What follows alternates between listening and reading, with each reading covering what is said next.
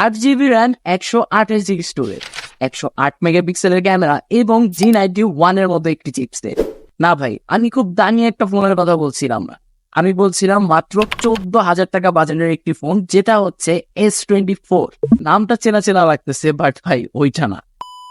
এটা হচ্ছে আইটেলের সদ্য লঞ্চ হওয়া Itel S24। এই ফোনটার প্রাইস হচ্ছে মাত্র 13,999 টাকা। এবং আজকে আমরা কথা বলবো 14,000 টাকা বাজেটে একটা কনজিউমার কি চায় এবং Itel S24 কি আমাদেরকে তা দিতে পেরেছে কিনা, সবকিছু নিয়ে কথা বলবো এই ভিডিওতে।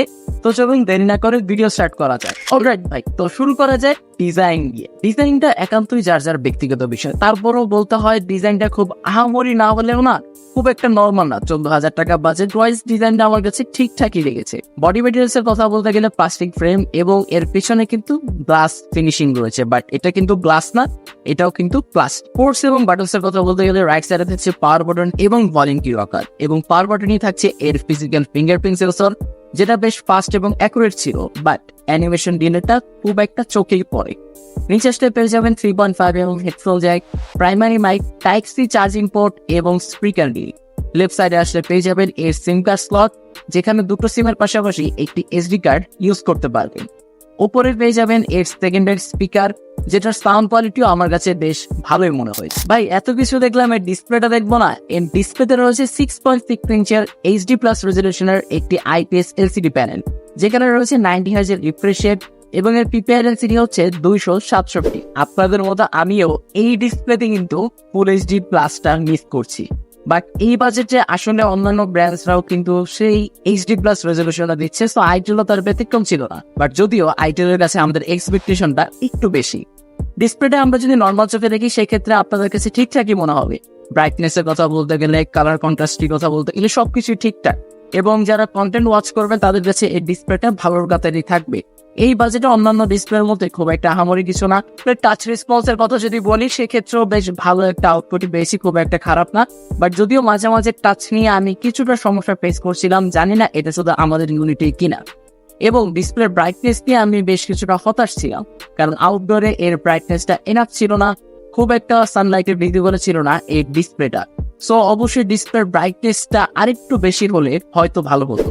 হার্ডওয়্যারে কিন্তু এবার আইটেল বেশ ভালো একটা পরিবর্তন করেছে। ইউনিসফকে পাশে ঢেলে দিয়ে এবার তারা কোলাবোরেশন করেছে মিডিয়াটেকের সাথে, এবং তারা কিন্তু এখানে মিডিয়াটেকের আপডেট যে চিপসেটটা রয়েছে মিডিয়াটেকের হিলিও G91 সেটা ইউজ করেছে। এই চিপসেটটা 2024-এর এই তো মার্চ মাসে লঞ্চ হয়েছে, বেশ নতুন একটা চিপসেট, খুব আহামরি ভাবার ভাই কিছুই নাই। এটা ঘাটাঘাটি করে পেলাম, এটা অলমোস্ট হিলিও G88 যে চিপসেট রয়েছে সেটার মধ্যে অনেকটা পারফর্ম করে। যদিও সাহস করে খেলেছিলাম পাবজি, যেখানে এইচডি হাই ফ্রেম রেটে খেলা যায়, টুকটাক ল্যাকিং পেয়েছি। রয়েছে সফটওয়্যার বেস জাইরো, যেটা খুব একটা ভাই অ্যাকুরেট না, বাট তবুও এই চিপসেটটা আমার কাছে এই বাজেট ওয়াইজ ভালোই লেগেছে। যারা এই বাজেটে টুকটাক গেমিং করে সময় পার করে দিতে চান তাদের জন্য এরা। 8GB র্যাম, 128GB যে স্টোরেজ রয়েছে সেটার কিন্তু এই ফোনে একটা ভালো ইউজ রয়েছে।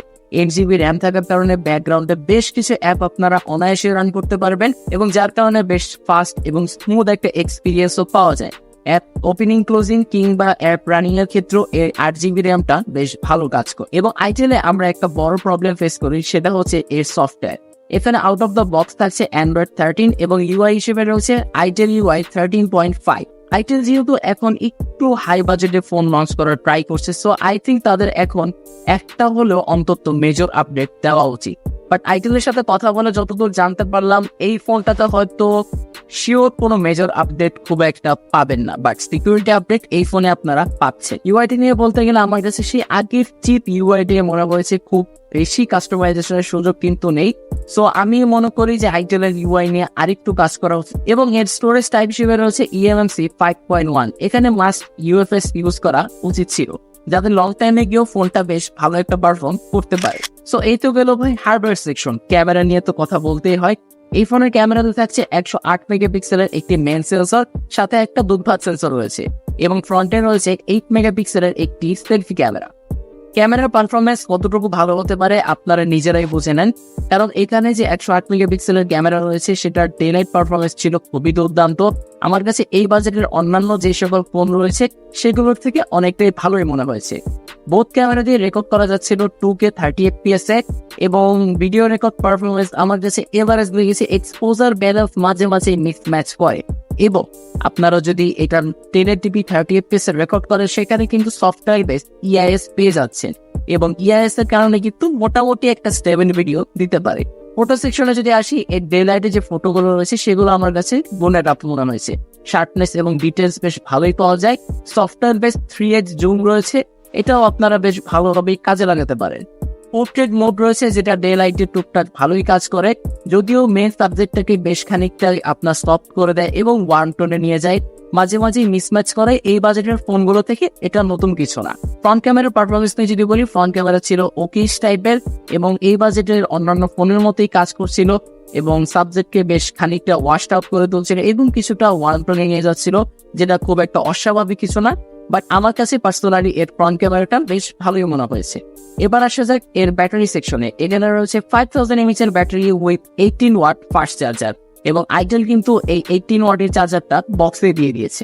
এবং এই বাজেটের ভাই অন্যান্য ফোনের সাথেও যদি আপনি তুলনা করেন সেক্ষেত্রেও 18 ওয়াটের চার্জারই পাবেন, বাট আইটেল থেকে যেহেতু আমাদের এক্সপেকটেশনটা একটু বেশি, সেক্ষেত্রে আমরা 33 ওয়াটটা আশা করতেই পারি। সো অবশ্যই আইটেল যাতে পরবর্তীতে এই বাজেটের 33 ওয়াটের চার্জার আনার ট্রাই করে।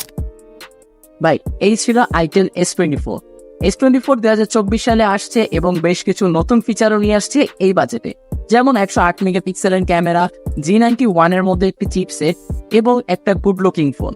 এবং বলে নেই, এই ফোনটার যে এই হোয়াইট কালারটা রয়েছে সেটা কিন্তু কালার চেঞ্জ হয় সূর্যের আলোতে গেলে, এবং এর আরো একটা কালার রয়েছে যেটা হচ্ছে এর ব্ল্যাক কালার। সো দুটো কালারের নামে আমি মেনশন করে দিচ্ছি।